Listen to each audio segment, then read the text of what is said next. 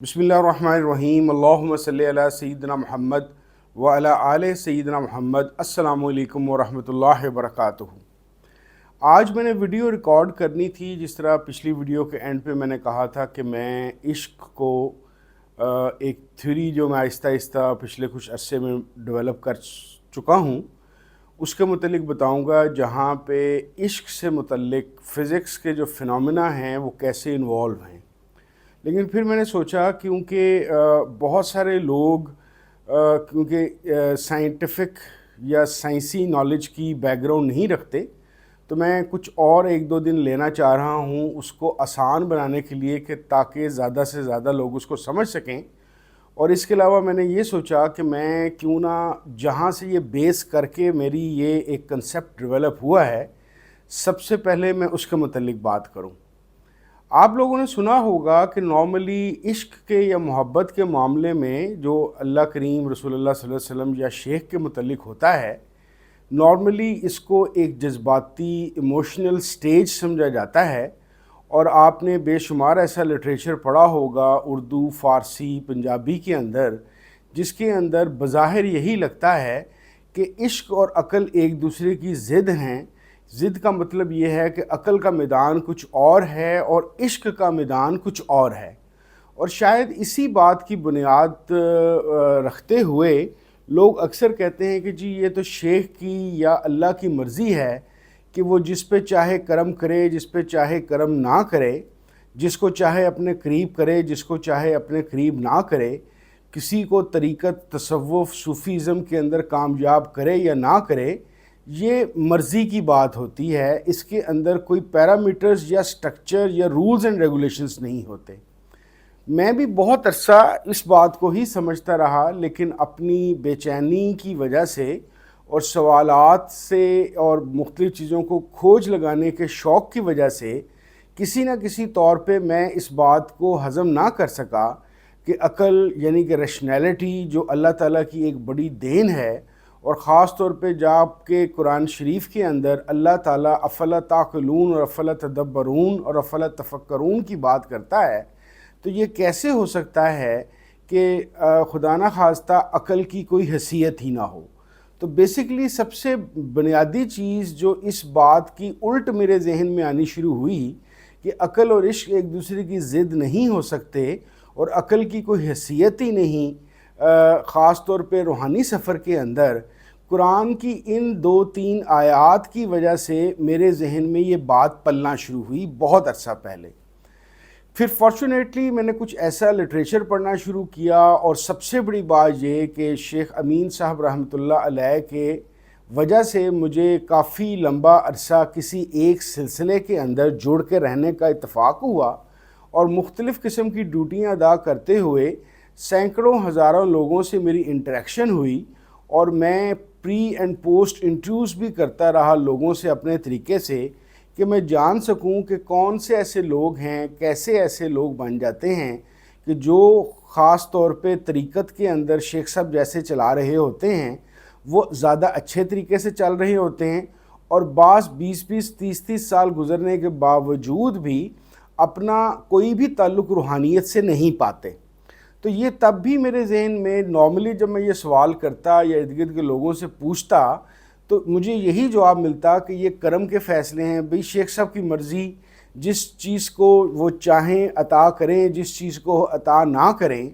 लेकिन इस बात का रद्द मुझे शेख साहब की बातों से ही मिला, क्योंकि कई दफ़ा वो महफ़िल में बाज़ लोगों को जब देखते कि उनका उस तरीके से अल्लाह रसूल सल्लल्लाहु अलैहि वसल्लम से राबता भी नहीं हुआ, तल्लुक़ भी नहीं हुआ, कोई ज़ियारतें भी नहीं हो रही, उनकी दुनियावी से ज़्यादा दीनी ज़िंदगी में कोई बेहतरी भी नहीं हो रही, तो शेख साहब अक्सर फरमाते कि देखो मेरी तरफ से कोई कमी नहीं है, तुम लोग ख़ुद ही इस चीज़ की शौक़ नहीं रखते और इस तरफ नहीं आते। मोहतरम शेख साहब के इस जुमले ने मेरे ऊपर इस बात की मोहर लगा दी कि वो तमाम लोग जिनको तरीक़त या रूहानियत में से सही रिज़्क़ नहीं मिल रहा, ये असल में ऐसा नहीं है कि शेख साहब की मर्ज़ी नहीं है। शेख साहब ये रिज़्क़ सबको देना चाह रहे हैं अल्लाह ताला के हुक्म से, बंदे ही असल में उस लाइन पे नहीं चल रहे। तो यहाँ से वो जो सा एक कंसेप्ट था कि जी जो इश्क मोहब्बत या तरीक़त में फ़ायदा है, یہ صرف شیخ کی اللہ کی مرضی ہوتی ہے، بندے کا اس میں کوئی بس نہیں چلتا، اور عشق اور محبت جو لازمی چیز ہے طریقت کا فائدہ اٹھانے کے لیے، کیونکہ یہ ایک ایموشنل چیز ہے، کسی کو ملتی ہے کسی کو نہیں ملتی، تو اس وجہ سے اس میں کسی قسم کا کوئی زور نہیں ہے۔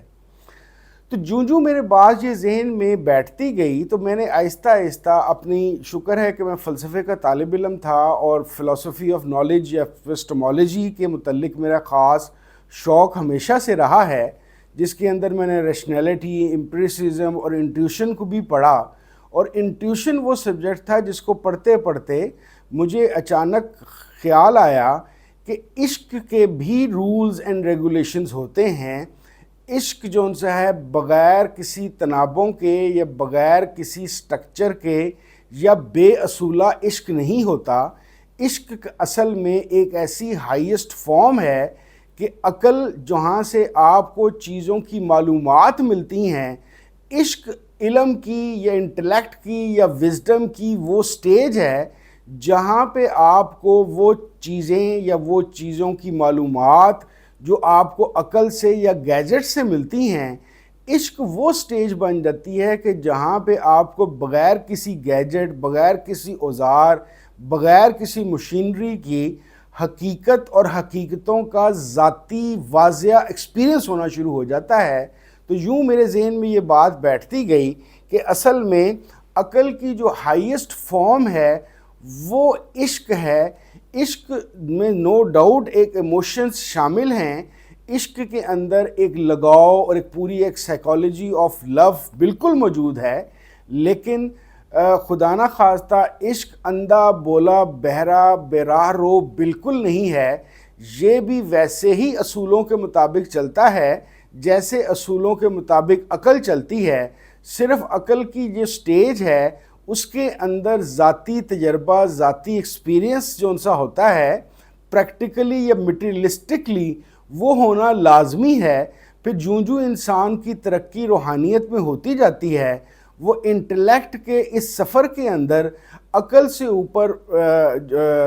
اوپر وزڈم اور وزڈم سے اوپر کسی صاحب نظر کی نظر سے یا ڈائریکٹ اللہ تعالیٰ کی مہربانی سے عشق کے میدان میں داخل ہوتا ہے، اور وہ عشق کے میدان میں داخل ہونے کے بعد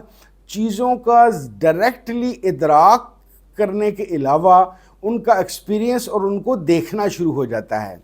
بہت تلاش کے بعد مجھے بے دل کی شاعری میں سے، اقبال کی شاعری میں سے، مولانا روم کی شاعری میں سے، وارث شاہ کی شاعری میں سے بھی ایسا کلام آخرکار مل گیا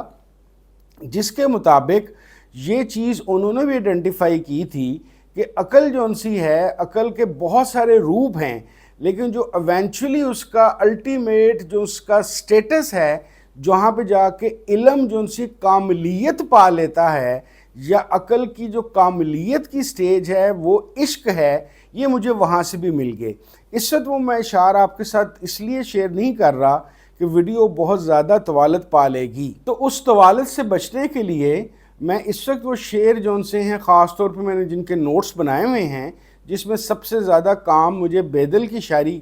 آئی، وہ انشاءاللہ تعالیٰ آپ میں سے جس کو بھی وہ اشعار چاہیے ہوں، اس میں دلچسپی رکھتے ہوں، تو میرے واٹس ایپ نمبر پہ آپ رابطہ کر سکتے ہیں اور اس کے ذریعے سے میں پہنچا دوں گا۔ اب ایک تو یہ بات ہو گئی کہ عقل کی جو ہائیسٹ فارم ہے سٹیپ بائی سٹیپ اوپر چڑھتے ہوئے عشق ہے، تو اس کے ساتھ مجھے ایک اور چیز پتہ چلی، خاص طور پہ شیخ اور مرید کے تعلق کے اندر، کہ شیخ ہر ایک کے لیے کھانا سب کے لیے پروستا ہے، مینز کہ کھانا پینا رزق کے معنوں کے اندر روحانیت کا وہ سب کے سامنے رکھتا ہے، لیکن ہر طرح کا کھانا ہر ایک کے سامنے نہیں رکھتا۔ وہ یہ دیکھتا ہے کہ عقلی طور پہ یا انٹلیکچولی کس کی کون سی سٹیج ہے، اور ایموشنلی وہ کس حد تک کسی کے ساتھ کتنا اٹیچ ہو چکا ہے، کیا وہ اس لیول کا علم جو عشق کی صورت کے اندر اس کو پریکٹیکلی ملے گا، کیا وہ اس کو سہارنے کا یا اس کے ادب کرنے کا اور سب سے بڑھ کر اس کی قدر کرنے کے قابل ہوا ہے یا نہیں۔ تو شیخ کا کسی بھی خانقاہی سسٹم کے اندر یا کسی بھی پیر خانے کے اندر جہاں پہ سچا شیخ ہے، وہ اپنے مرید کو اپنی صحبت اور اپنی تعلیم اور اپنے فیض نظر سے آہستہ آہستہ اس کی انٹلیکٹ لیول کو یا اس کی معلومات کو اس طریقے سے ڈیولپ کرتا جاتا ہے کہ وہ چیزوں کو جانے بھی، اس پہ عمل بھی کر سکے اور اس کو سہار بھی سکے. کیونکہ یہ بھی ایک علیحدہ چیپٹر ہے جس کو میں کوانٹم کے اندر، کیونکہ اچھا میں یہ بھی بتا دوں کہ میری جو تھیوری ہے جو میں جس کی یہ ساری تیاری کر رہا ہوں وہ کوانٹم مکینکس اور کوانٹم فزکس کے حوالے سے عشق کی کچھ چیزیں ہیں جو میں نے نوٹ ڈاؤن کی ہیں، جو اگلی ایپیسوڈ میں انشاءاللہ تعالی میں پیش کرنے کی کوشش کروں گا.